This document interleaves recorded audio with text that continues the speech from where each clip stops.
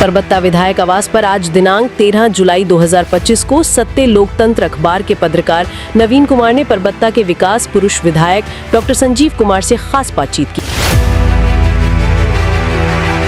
खास बातचीत में परबत्ता विधायक ने 5 साल में किए हुए विकास को गिनाते हुए कहा कि अगवानी सुल्तानगंज के बीच बन रहे 4 लेन पुल का निर्माण काफी जोर शोर से चल रही है और 1.5 साल में अगवानी सुल्तानगंज पुल बनकर तैयार हो जाएगा। हालांकि कुछ माह बाद बिहार में विधानसभा चुनाव भी होना है। चुनाव को लेकर परबत्ता विधायक ने कहा कि मुझे जनता पर पूर्ण विश्वास है, मैं विधायक हूं और आगे भी मैं ही विधायक बनूंगा। वहीं मेडिकल कॉलेज के बारे में विधायक ने बताया कि कुछ लोग मेडिकल कॉलेज को इधर-उधर कराने की कोशिश में लगे हुए हैं।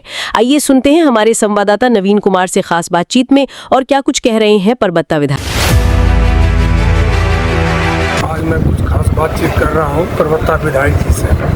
जी विधायक जी, कुछ समय के बाद चुनाव भी होना है, तो आपने 5 वर्ष तो लगभग तो पूरा कर लिया। इस 5 वर्ष में कितना आपने विकास किया?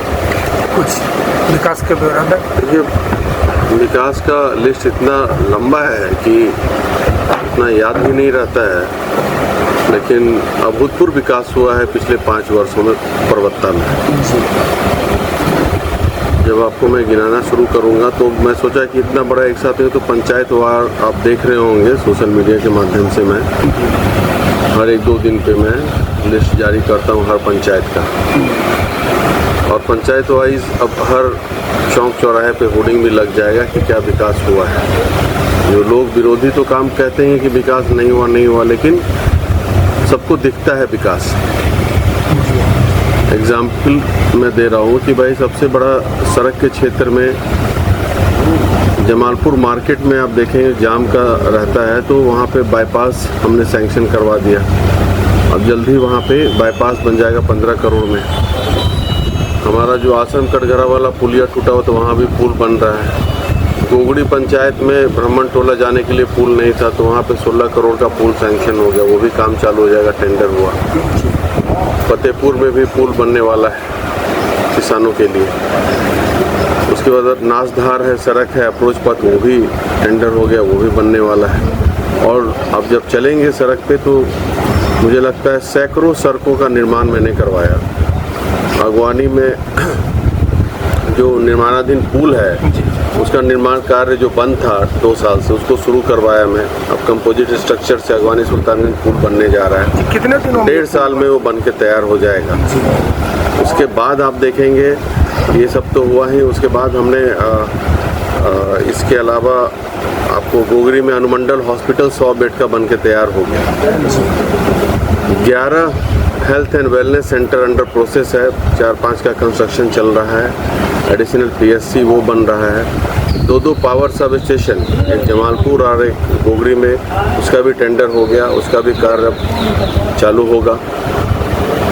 उद्योग के लिए 100 एकड़ ज़मीन हमने उपलब्ध करा दिया बियाडा को। NH पे वहाँ भी उद्योग लगेंगे।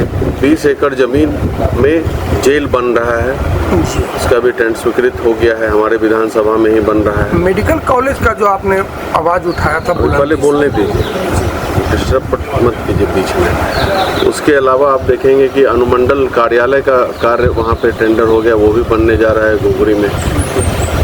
उसके साथ कोर्ट का जो बिल्डिंग है 30 करोड़ का, उसका भी कार्य मतलब तेज़ी से चल रहा है।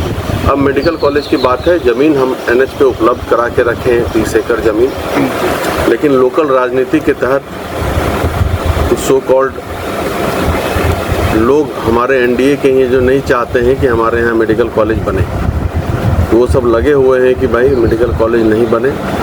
लेकिन मुझे विश्वास है कि अच्छे जगह पे ही बनेगा मेडिकल कॉलेज।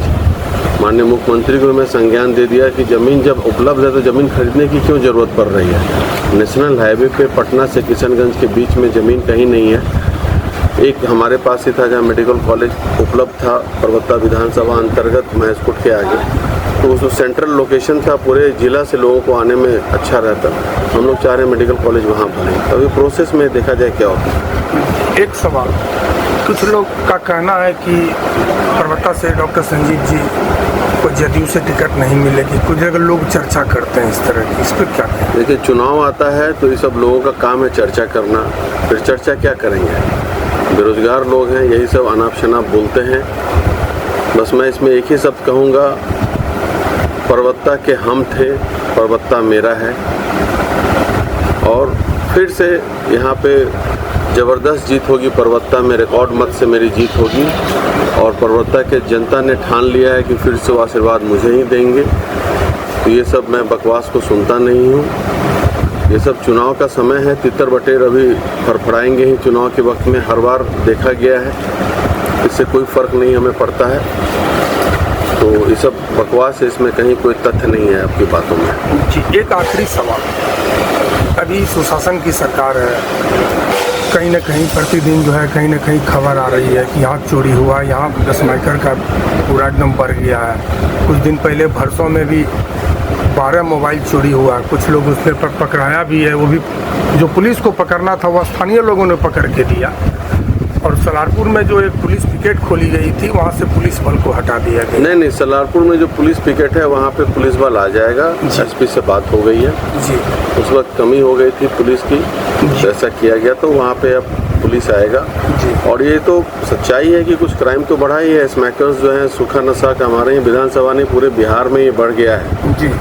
उस पर तो माननीय मुख्यमंत्री और डीजीपी महोदय को कुछ अच्छा एक्शन लेना पड़ेगा।